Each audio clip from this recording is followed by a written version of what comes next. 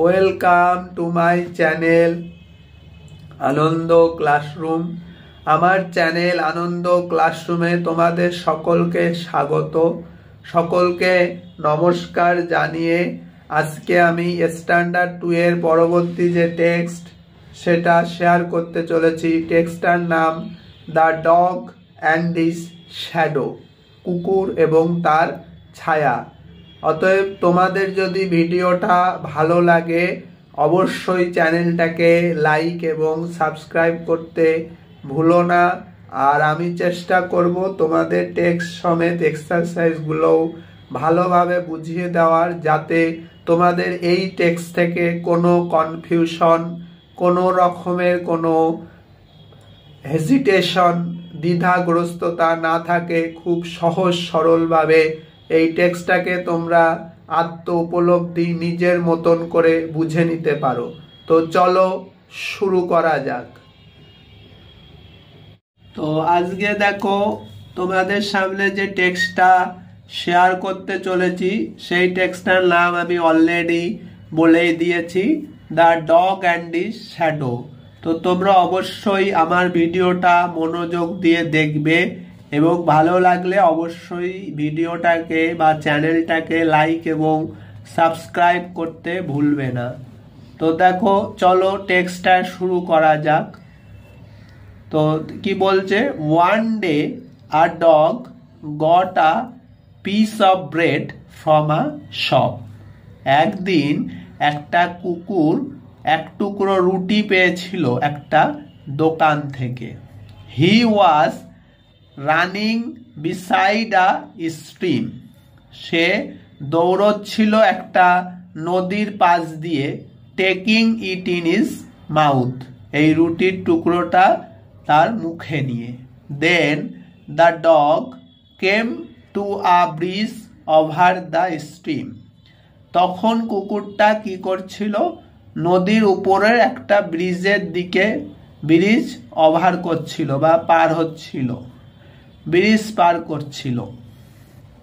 When he was crossing the bridge, যখন সে ব্রিজটা পার করছিল, the dog show his own shadow in the water below. সেই কুকুরটা তার নিজের ছায়া দেখেছিল জলের নিচে। দ্য ফুলিশ ডগ, বোকা কুকুরটা, থট, ভেবেছিল, that it was another dog with another piece of bread in his mouth. যে এটা আলাদা কুকুর, অন্য একটা রুটির টুকরো তার মুখে নিয়ে ছিল। যে এটা ছিল আর একটা কুকুর, অন্য একটা রুটির টুকরো তার মুখে ছিল। He then became greedy to get it. সে তখন খুব লোভী হয়ে উঠেছিল এটা পাওয়ার জন্য। So he open his mouth to bark. তখন সে তার মুখটা খুলেছিল কামড়ানোর জন্য। টু বার্ক, ঘেউ ঘেউ করার জন্য। Then his own piece of bread dropped into the water below. তখন কি হয়েছিল, তার নিজের রুটির টুকরোটা যেটা জলের নিচে পড়ে গিয়েছিল। It was taken away by the current of water. এবং এটা ভেসে গিয়েছিল বা এটা গিয়েছিল by the current of water, জলের স্রোতের দ্বারা এটা ভেসে গিয়েছিল। The dog left the place being very unhappy. এবং কুকুরটা সেই স্থান ত্যাগ করেছিল অত্যন্ত অখুশির সাথে বা অখুশি মনে সে সেই স্থানটা পরিত্যাগ করেছিল। তো এই হচ্ছে তোমাদের গল্পটা। তো এবার আমি এই গল্পের এক্সারসাইজ যেগুলো তোমাদের সামনে শেয়ার করতে চলেছি, তো চলো শুরু করা যাক। দেখো এবার এই টেক্সটের এক্সারসাইজগুলো আমি তোমাদের সামনে শেয়ার করতে চলেছি। দেখো প্রথমে 1 নাম্বার হচ্ছে অ্যান্সার দ্য ফলোইং কোশ্চেন।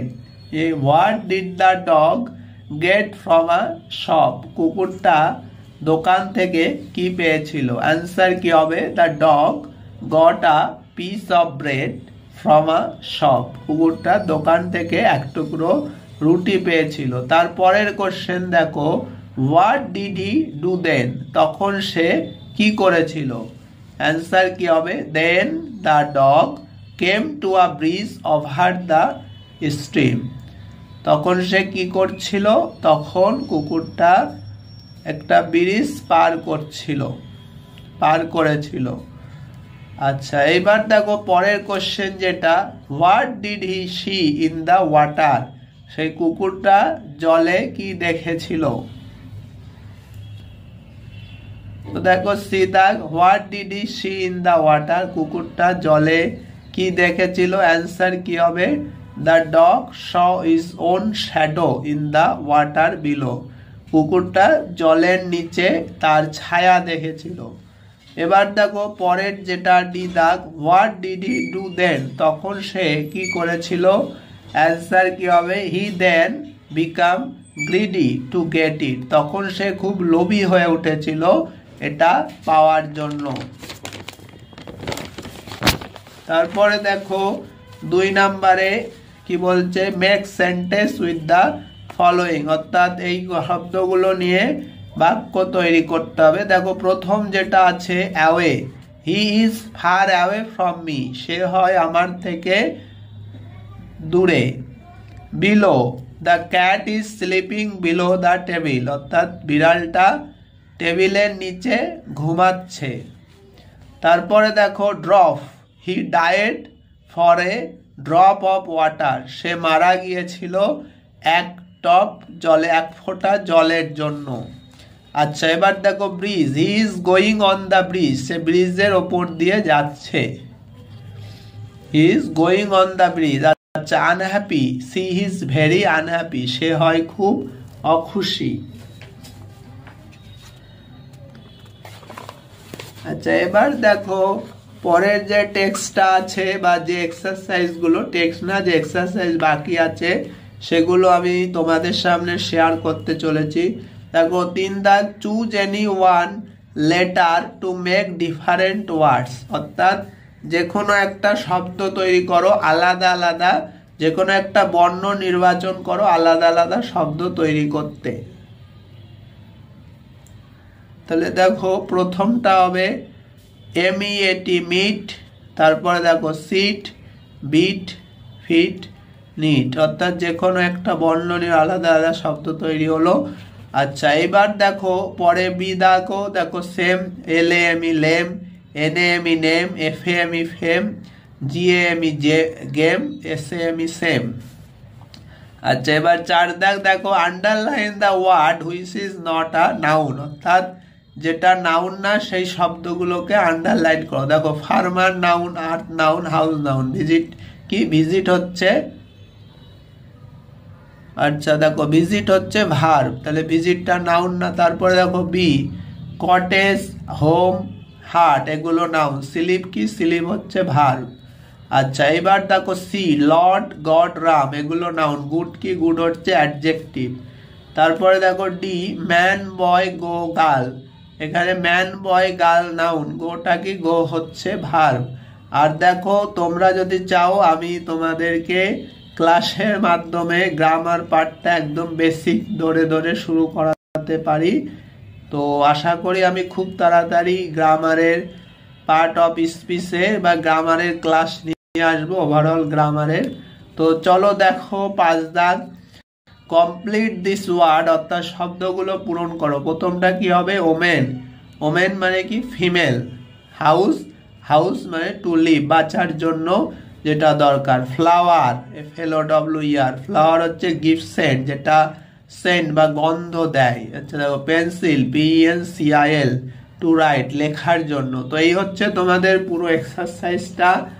আর তোমাদের যদি কোথাও বুঝতে অসুবিধা হয় অবশ্যই তোমরা কমেন্ট বক্সে কমেন্ট করে জানাতে ভুলো না। আচ্ছা দেখো, আর এটা তাহলে কি হবে? দেখো NEAT, নিট।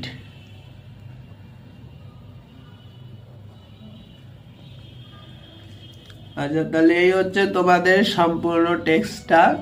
তাহলে আজকের মতো এখানেই শেষ করলাম।